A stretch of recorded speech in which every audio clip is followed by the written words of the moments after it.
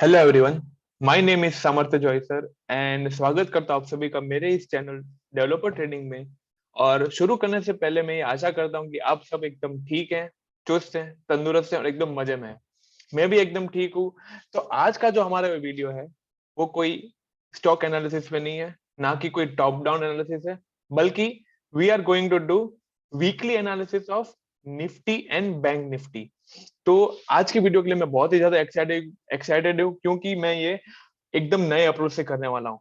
तो मेरा जो अप्रोच जो रहेगा निफ्टी बैंक निफ्टी एनालिसिस करने के लिए, मैं आपको पहले वो बताना चाहूंगा जो मैं मेरे फेलो ट्रेडर्स और मेरी कम्युनिटी के लिए करता हूँ। तो जैसे कि आप मेरे स्क्रीन पे देख पा रहे हैं, तो मैं शुरुआत करूंगा निफ्टी और बैंक निफ्टी के ओआई एनालिसिस से।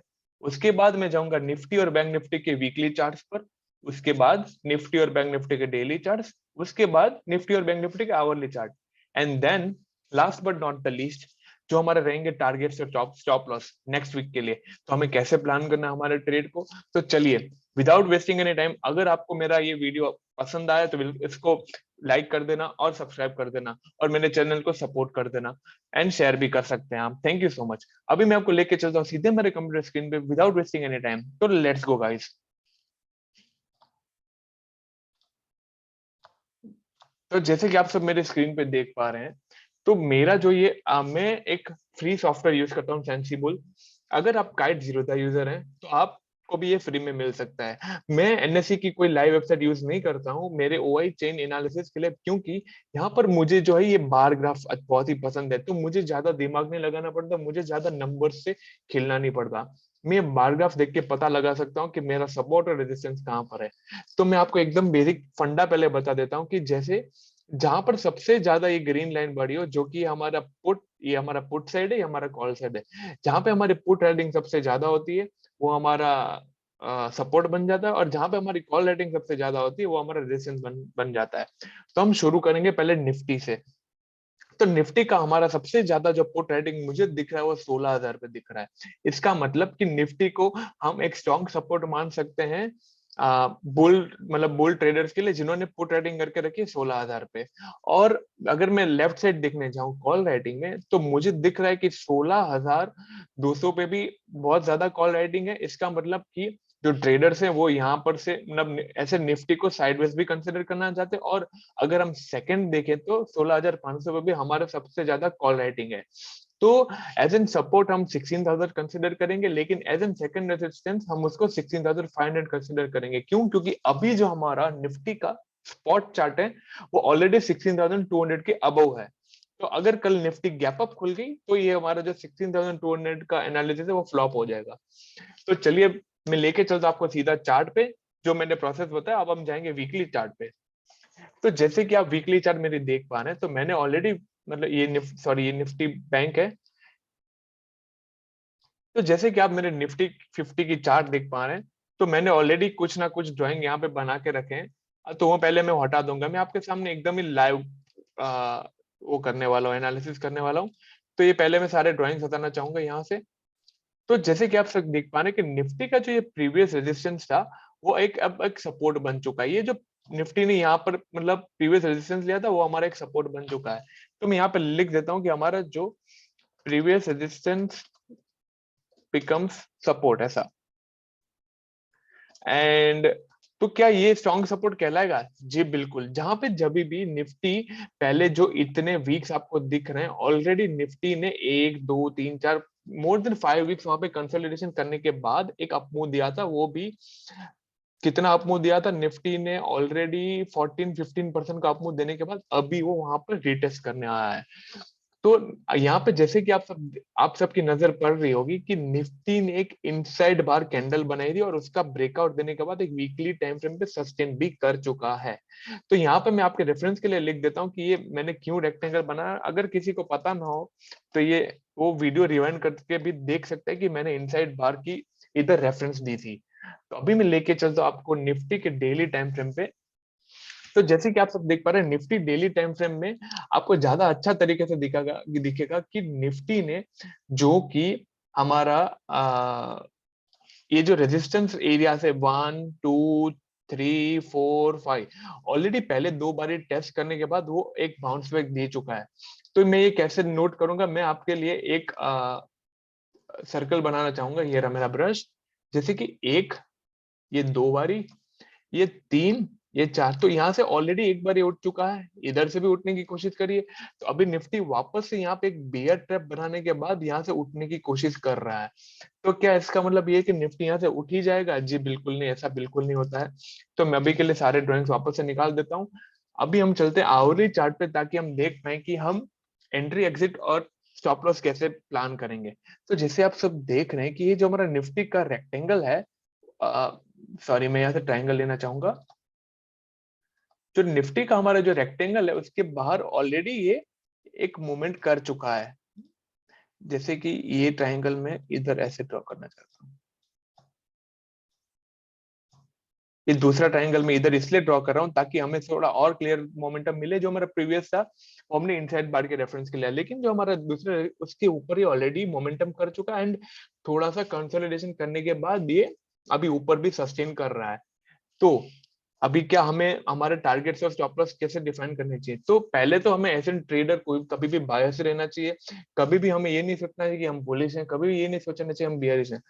We have to act accordingly कि मार्केट कैसे एक्ट करता है। तो हम दोनों साइड के टारगेट निकालेंगे, top side and bottom side. जैसे कि अप साइड के भी निकालेंगे, डाउन साइड। तो मेरे लिए जो पहला टारगेट हमारा जो बनेगा, तो निफ्टी ने ऑलरेडी ये जो गैप हमारा बीच का था वो कितने परसेंट ऑलरेडी ये गैप हमारा फिल कर दिया। तो निफ्टी ने ऑलरेडी 2% का मूवमेंट तो दे चुका है। तो जो इसके बाद जो निफ्टी की रेजिस्टेंस वो मुझे दिख रही है, जहां पे सबसे ज्यादा टच पॉइंट है, वो है 16,500। वो देखो, तजुर्बा क्या बोले, कॉन्फिडेंस देखो कि 16,500 पे हमारा जो पोर्ट राइटिंग का ओ एनालिसिस था वो भी हमारा रेजिस्टेंस बना, और हमारा जो प्राइस एक्शन का एनालिसिस है वो भी हमारा रेजिस्टेंस बना। अभी ये रेजिस्टेंस हमारा कैसे बना वो मैं आपको बताता हूँ। ये 1 बारी, ये 2, ये 3, ये 4, ये 5 बारी। तो ये हम इसको स्ट्रॉन्ग रेजिस्टेंस मानेंगे। तो इसको मैं ले लूंगा मेरा टारगेट नंबर 1। क्यों? क्योंकि अगर यहाँ पे ये पहुंच जाता है निफ्टी, तो ये हमारा टारगेट हिट हो जाएगा 16,500 का। अभी मैं दूसरा टारगेट जो मेरा लेना चाहूंगा, वो मैं ये लेना चाहूंगा जो कि है 16,700 के करीब करीब। तो 16,700 पे आप सब देख पा रहे होंगे कि निफ्टी ने ऑलरेडी 1 2 पहले 2 बारी सपोर्ट लिया था, उसके बाद 1 2 और 3 बारी उसने रेजिस्टेंस लेके नीचे घुस गया था। और नीचे कितना बड़ा घुसा था भैया? इतना बड़ा घुस गया था ये। तो अभी मेरे हिसाब से ये निफ्टी नेक्स्ट वीक के लिए ये निफ्टी का फाइनल टारगेट इतना हो सकता है, टारगेट 2। ठीक है भैया, ये तो हो गया अपसाइड के टारगेट। अभी हम देख लेते हैं कि डाउन साइड में भी कहां पर हम पहुंच सकते हैं। तो डाउन साइड के लिए मैं टारगेट 1 टारगेट 2 तो नहीं लिखूंगा, लेकिन मैं हॉरिजॉन्टल रे कलरफुल ड्रॉ कर दूंगा, इसके हमको आइडिया आ जाएगा। तो डाउन साइड अगर हम देखने चले, तो ये 16,000 जो है, यहाँ पे हम ऑलरेडी एक सपोर्ट लाइन बना ही देते हैं भाई। जो कि एक सपोर्ट लाइन हमारी मिल गई यहाँ पर। इसको मैं थोड़ी सी डार्क कर देता हूँ ऑरेंज कलर की। तो हमारा हो गया डाउन साइड टारगेट नंबर 1। और उसके बाद जो हमारा सेकेंड डाउन साइड टारगेट जो रहेगा वो ये रहेगा, जहां पे सबसे ज्यादा टच पॉइंट्स है। तो ये हो गया भाई 15,800। बाकी सारे मैं ड्रॉइंग्स निकाल देता हूँ ताकि आप सबको थोड़ा क्लियर हो जाए कि हम हमारे टारगेट्स और ये सब कैसे डिफाइन कर रहे हैं। तो हमें हमारी एंट्री और एग्जिट हमें कैसे लेनी है भैया? एंट्री और एग्जिट लेने के लिए हम हमेशा स्मॉलर टाइम फ्रेम में जाएंगे। तो स्मॉलर टाइम फ्रेम में आप सब देख पा रहे कि अभी लास्ट वीक में बहुत सारे ट्रेडर्स ऐसे थे जो कि कोई मोमेंटम कैप्चर नहीं कर पाए।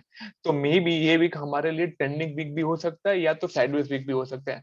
तो एज एन ट्रेडर हमें कभी ऐसा प्लान नहीं करना चाहिए कि ये बुलिश होगा, बियरिश होगा या साइडवेज। हमें हमेशा एक्ट अकॉर्डिंगली करना चाहिए, और हमें एवरी साइड के लिए प्लान होनी चाहिए, जैसे डाउन साइड, साइडवेज और टॉप साइड के लिए। तो मैं प्लानिंग कैसे करने के लिए आपको सजेस्ट करूंगा, जैसे कि फॉर एग्जांपल अगर हमारे निफ्टी बड़ा सा गैप अप खुलने के बाद एक हैमर कैंडल बनाती है। तो हैमर कैंडल का मैं आपको पहले एक व्यू बता देता हूँ कि हैमर कैंडल कैसी है। अगर ये एक हैमर कैंडल बनाती है ऐसे करके कुछ भी, तो हमें वहां पे एक एंट्री लेनी चाहिए। अगर वो रीटेस्ट करने आती है, तो मैं अगर आपको लगे कि निफ्टी नीचे ज्यादा जा रही है, तो समझ लेना भैया आपके लिए एक बॉटम फिशिंग का मौका है।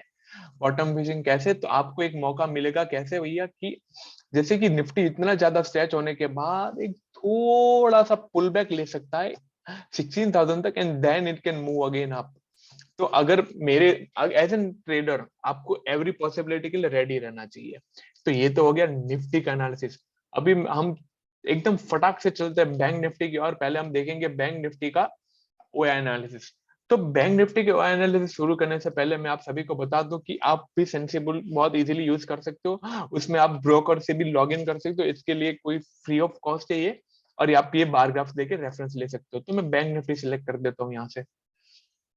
तो बैंक निफ्टी में भैया सबसे बड़ी ब्लू लाइन मुझे दिख रही है पुट कॉल राइटर्स की, वो 35,000। तो 35,000 हमारा बन गया एकदम मेजर सपोर्ट।